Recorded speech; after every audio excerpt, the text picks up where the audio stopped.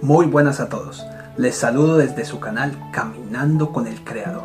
El día de hoy traigo una reflexión que se titula La insinceridad del arrepentimiento.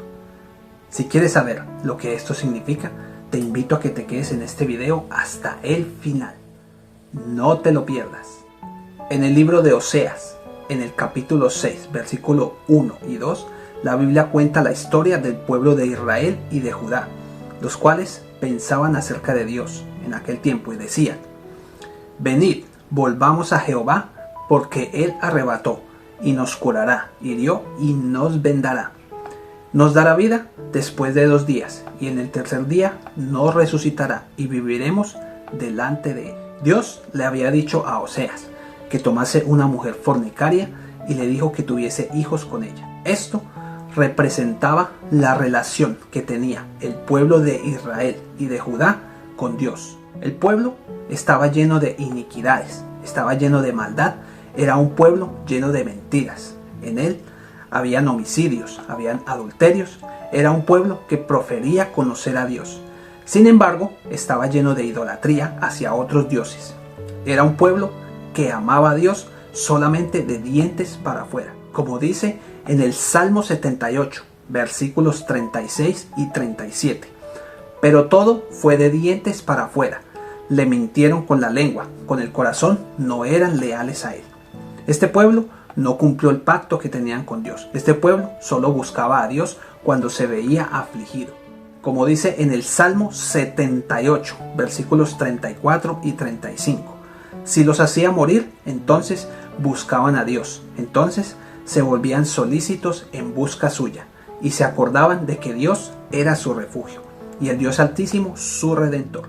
Aparentemente, este pueblo vino delante de Dios profesando un arrepentimiento al verse afligidos. Pretendían volverse al Señor. Sin embargo, este era un pueblo rebelde, era un pueblo que era incapaz de reconocer sus pecados y aún así eran obstinados, ya que aún culpaban a Dios por sus desgracias. Por esta razón, decían que así como Dios los había herido, Él mismo los restauraría y les devolvería lo que habían perdido. Por ello, también decían que serían resucitados, no literalmente, sino refiriéndose a una restitución de sus vidas. Este tipo de personas representa hoy en día a las personas de doble ánimo, como dice en Santiago capítulo 1, versículo 8.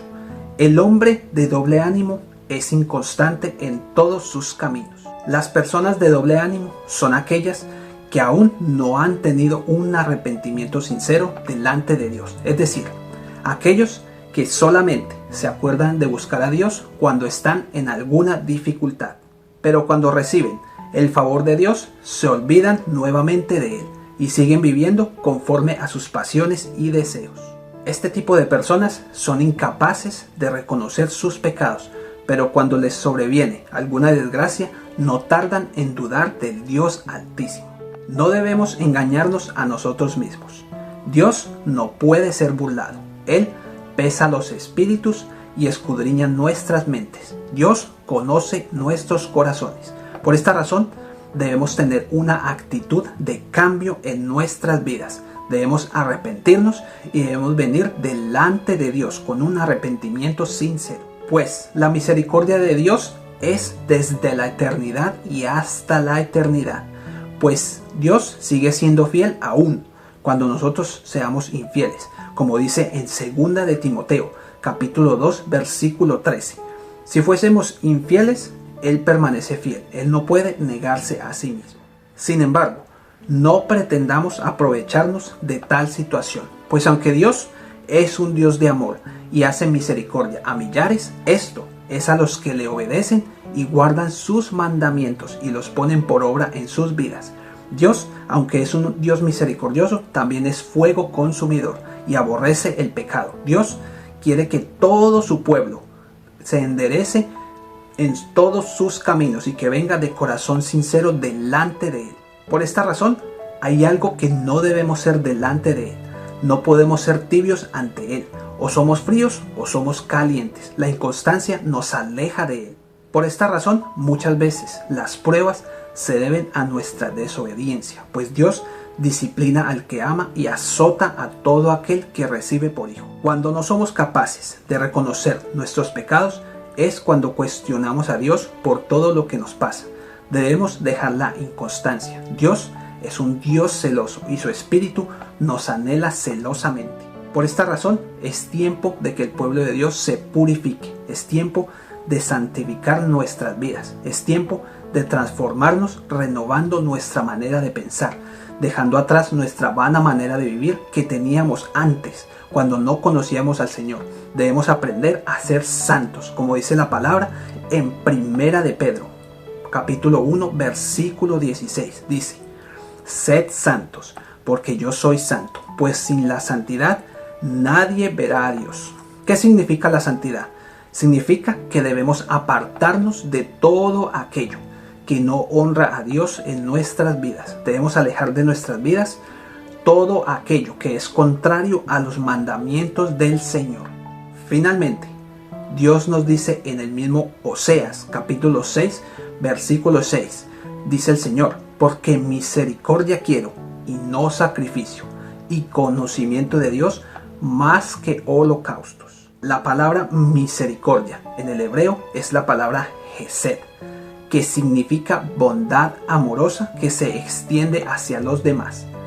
Luego, siguiendo el versículo de Oseas 6:6, la siguiente parte del versículo dice que Dios también quiere conocimiento de Dios más que holocaustos. Esto quiere decir que Dios quiere que todos vengamos al conocimiento pleno de su voluntad.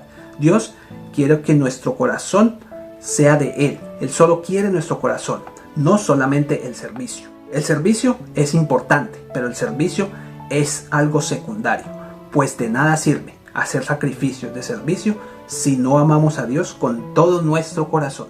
Lo primero para todo creyente es la relación íntima con el Señor.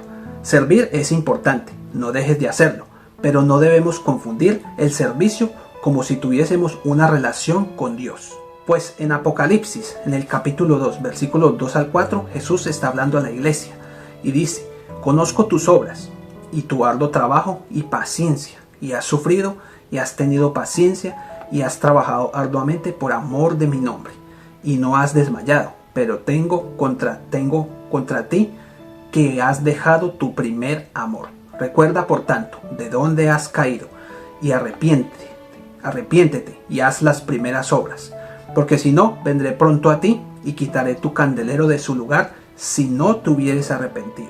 Nuestra prioridad es la comunión íntima con Dios. Para conocer más de Él, debemos aprender a diferenciar entre lo que es importante y lo que es urgente. Debemos buscar, como hijos de Dios, más de Jesucristo, buscando una relación íntima con Él. Solamente de esta manera podremos tener una bondad amorosa hacia los demás. Que el Señor les bendiga.